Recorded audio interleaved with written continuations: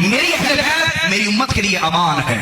میرے اہل بیت امت کو اختلاف سے بچاتے ہیں. فرقہ بازی سے جو اہل بیت سے جڑ جاتا ہے وہ اللہ کی رسی سے جڑ جاتا ہے.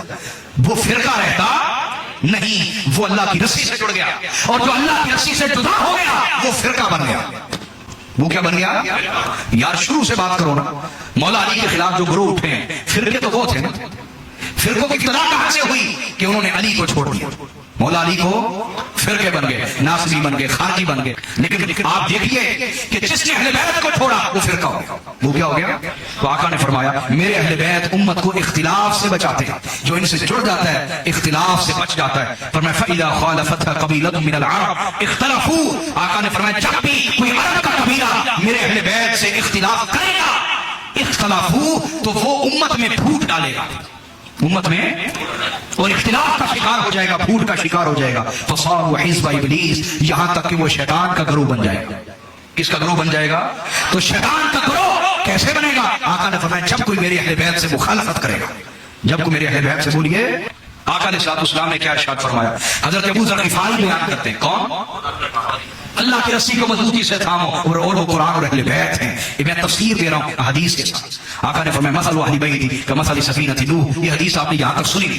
آقا نے فرمایا میرے اہل بیت کی مثال کشتی نوح کی مانند ہے. کشتی ہے من رکب فیہا نجا ومن تخلف عنہا غرق. جو اس کشتی نوح میں اہل بیت کے دامن سے جڑ گیا، اس کشتی نوح میں بیٹھ گیا، وہ نجات پا گیا. اور جو پیچھے رہا وہ غرق ہو گیا. وہ بولیے.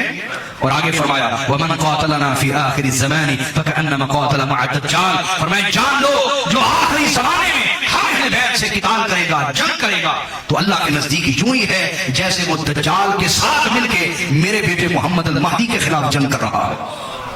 حضور نے ساری حقیقت کھول کے رکھ دی. لیکن کاش ہم ماننے والے بھی ہو جائیں. ہمارا مزاج وہی ہے جو اس بندے نے کہا تھا، اللہ پناہ عطا فرمائے. آج امت کا مزاج یہی ہے کہ آپ نے اللہ منوا لیا، ہم نے مان لیا. آپ نے اپنی رسالت منوا لی، ہم نے مان لی. اب آپ علی کی ولایت بھی منوانا چاہتے ہیں؟ یہ نہیں ہم مانتے. رسول اللہ کو علم تھا اللہ کی توحید ماننا آسان ہے، مصطفیٰ کی رسالت ماننا آسان ہے، اس لیے پہلے منوائی، آخر میں علی کی ولایت منوائی. کاش یہ امت آج بھی اہل بیت کا دامن تھام لے تو فرقہ بازی سے بچ جائے. فرقہ بازی سے حاضرین، حضرت عبداللہ ابن عباس نے فرمایا تھا، اس میں بعد کو ختم کروں گا، کہ اللہ تعالیٰ نے بنی اسرائیل پہ ذلت نازل کی، انہوں نے اپنے انبیاء کو قتل کیا. اور اللہ اس امت پہ ذلت نازل کرے گا جب تک یہ مولا علی کی مخالفت کرتے رہے.